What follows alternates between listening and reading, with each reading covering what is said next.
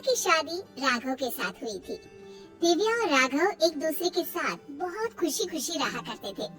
दिव्या एक मध्यम वर्गीय परिवार की लड़की थी, लेकिन दिव्या की सास अनीता जी का मायका काफी पैसे वाला था और अनीता जी अपने पैसे वाले मायके की वजह से काफी घमंड भी किया करती थी। एक दिन सुबह के वक्त, मम्मी जी मैं सोच रही थी अपने मायके जाकर आ जाती हूँ, बहुत दिन हो गए हैं ना। हाँ मम्मी, पूरा 1 साल हो गया है दिव्या को अपने घर गए। कुछ दिन रहेगी तो उसका मन बदल जाएगा।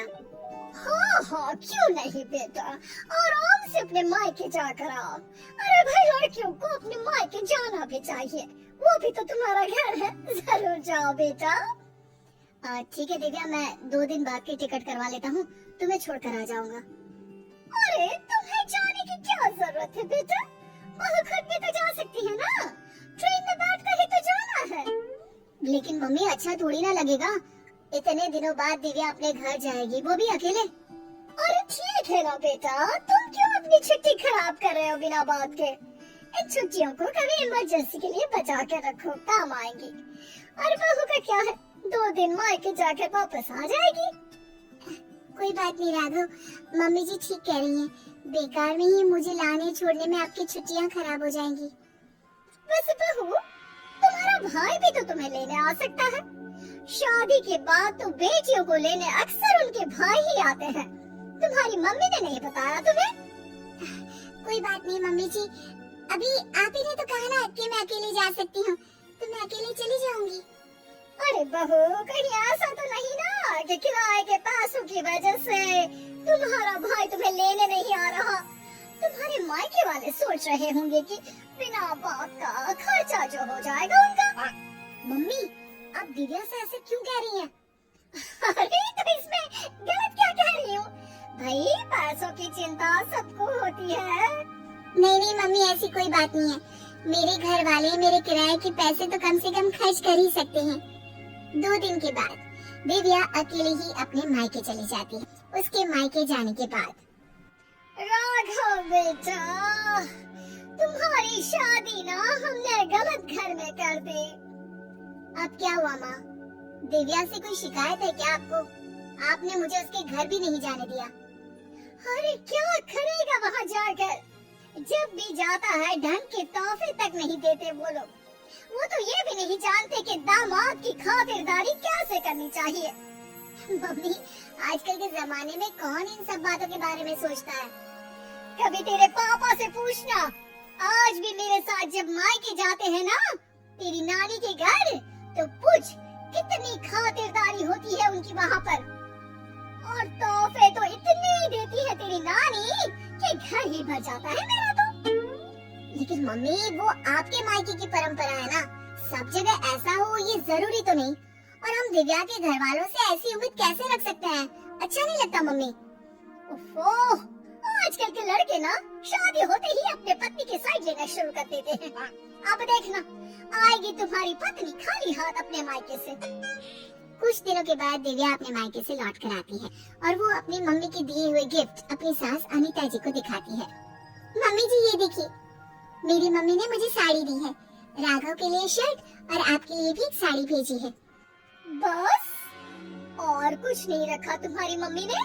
अरे इतने दिनों के बाद मायके गई थी। मुझे तो लगा भाई अपने मायके से ढेर सारी चीज मिलेगी तुम्हें।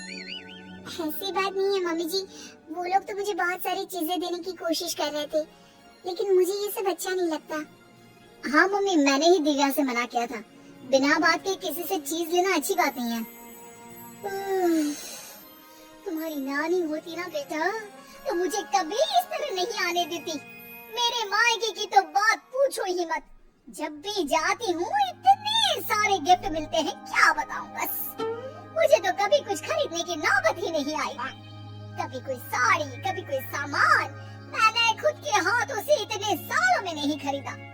सब कुछ तुम्हारी नानी ने दिया है मुझे। मम्मी, अब वक्त बदल गया है, वो आपका मायका है, दिव्या का परिवार पूरी तरह से अलग है। हाँ मम्मी जी, और वैसे भी सबका परिवार एक जैसा नहीं होता ना, और मुझे मेरे परिवार से कोई शिकायत भी नहीं है। कुछ दिनों के बाद अनीता जी अपने मायके जाती है और जब वहाँ से लौट कर आती है तो बैग भर भर के गिफ्ट लेकर आती है।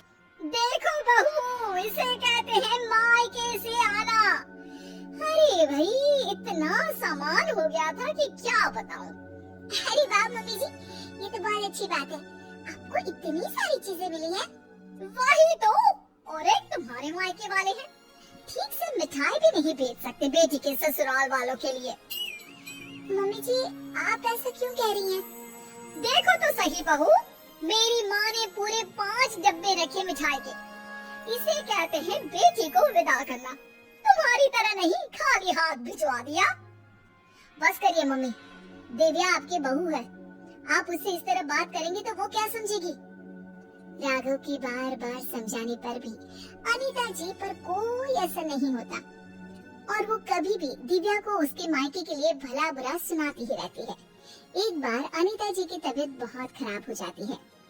मम्मी जी देखिए, आपको बिस्तर से उठने की कोई जरूरत नहीं है। आप आराम कीजिए। आपको जो भी चाहिएगा मैं लाकर दे दूंगी।